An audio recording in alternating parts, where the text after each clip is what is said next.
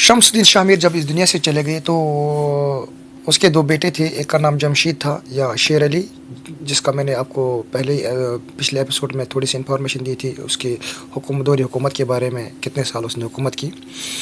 तो एक जमशीद था और दूसरा अलाउद्दीन था।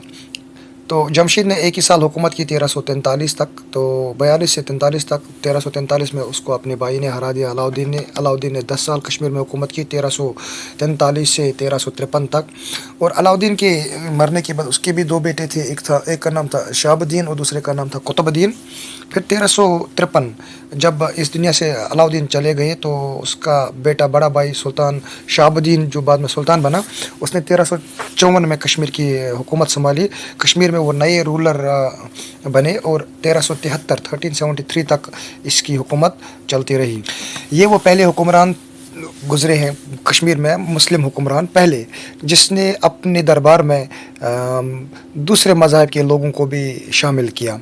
इसकी यहाँ तक कि दरबार में ही नहीं बल्कि अपनी आर्मी में भी बड़े बड़े कमांडर जो थे वो हिंदू मज़हब से ताल्लुक़ रखते थे।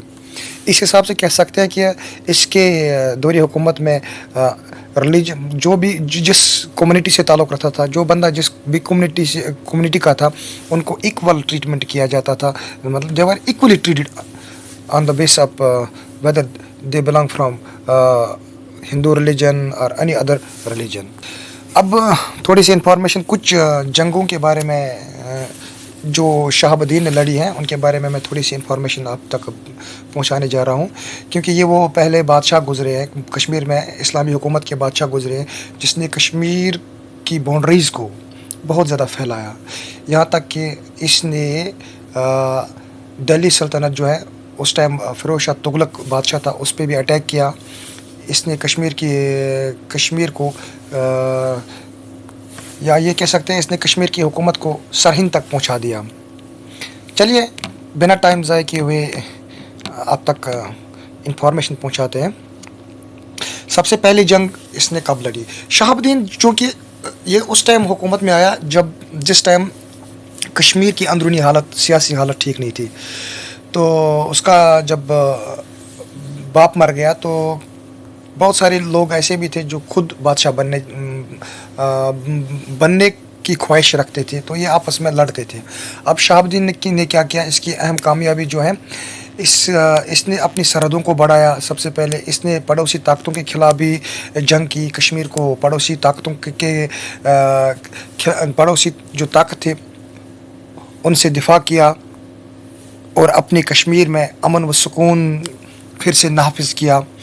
अमन व सुकून के लिए इसने बहुत जदोजहद की और लास्ट पे ये कामयाबी हुआ। इसकी जो सबसे पहली जंग इसने लड़ी काशगर की फ़ौज के ख़िलाफ़, जो वस्त एशिया में है। तो काशगर का हुक्मरान बहुत ही ताकतवर था, उसके पास बहुत स्ट्रॉन्ग आर्मी थी। शहाबुद्दीन के पास उतनी बड़ी आर्मी नहीं थी, मगर उसने जुर्रतमंदाना अंदाज से वो लड़ा काशगर की फ़ौज के ख़िलाफ़। चुनांचे काशगर की फ़ौज स्ट्रॉन्ग थी, मगर फिर भी शहाबुद्दीन के सामने नहीं टिक पाई। शहाबुद्दीन ने उसको हराया। यूँ पहली बार कश्मीर में इसने जब ये जंग लड़ी, ये लद्दाख के एरिया में लड़ी, तो काशगर के अंडर लद्दाख आता था और बाल्टिस्तान आता था। इसने इन दोनों इलाकों को फ़तह किया। यूँ कह सकते हैं हम कश्मीर की हिस्ट्री में लद्दाख और बाल्टिस्तान इसी शहाबुद्दीन के वक्त में कश्मीर का हिस्सा बने और पहला हुक्मरान है जिसने इन इलाकों को कश्मीर की हुकूमत के अंडर लाया। काशगर की फ़ौज को हराने के बाद इसने अपना रुख जनूब की तरफ किया। तो जनूब में पोखली, सवात और खोकर जैसे इलाकों को कब्ज़े किया और एक बहुत बड़ा इलाका जो अटक, एक हुक्मरान था जिसकी हुकूमत अटक से सियालकोट तक फैली हुई थी, उसको भी हरा कर, उस बादशाह को हरा कर इसने इन सब एरिया को कश्मीरी सल्तनत, मुस्लिम सल्तनत के अंडर किया। यूँ कह सकते हैं हम जनूब की तरफ शहाबुद्दीन ऐसे पहले मुस्लिम कश्मीरी बादशाह गुजरे हैं जिसने पोखली, सवात, खोकर, अटक, सियालकोट इन सब एरिया को कब्ज़े में किया और कश्मीर से इन पर हुक्मरानी शुरू की।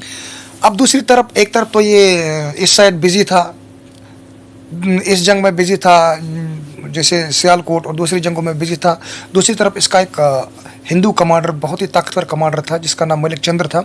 उसने अपना रुख जम्मू की तरफ किया, जम्मू की पहाड़ी इलाकों रियासतों की तरफ किया, जिसमें कश्तवाड़ भी आता है, डोडा भी आता है, सांबा भी आता है। तो मलिक चंद्र ने क्या किया, इन टेरिटरीज़ पर जो हुक्मरानी करते थे इनको शिकस्त दी और इनको हरा दिया मुख्तलिफ जंगों में। यूँ जम्मू, डोडा, कश्तवाड़, सांबा जैसे इलाके भी कश्मीर में आए और पहली बार कश्मीर का कोई बादशाह ऐसा बना जिसने इन इलाकों को कश्मीर के अंडर लाया और कश्मीर से ही हुक्मरानी शुरू की। दूसरी तरफ इसने अब शुमाल की तरफ भी रुख किया। शुमाल में सबसे अहम जो टेरिटरी थी गिलगित को भी इसने गिलगित के बादशाह को हरा के गिलगित को कश्मीर के अंडर किया। इस गिलगित के साथ साथ इसने तिब्बत के बादशाह पर भी जंग मुसल्लत की और तिब्बत के बादशाह को भी हरा दिया और एक और टेरिटरी तिब्बत को भी कश्मीर में जोड़ दिया।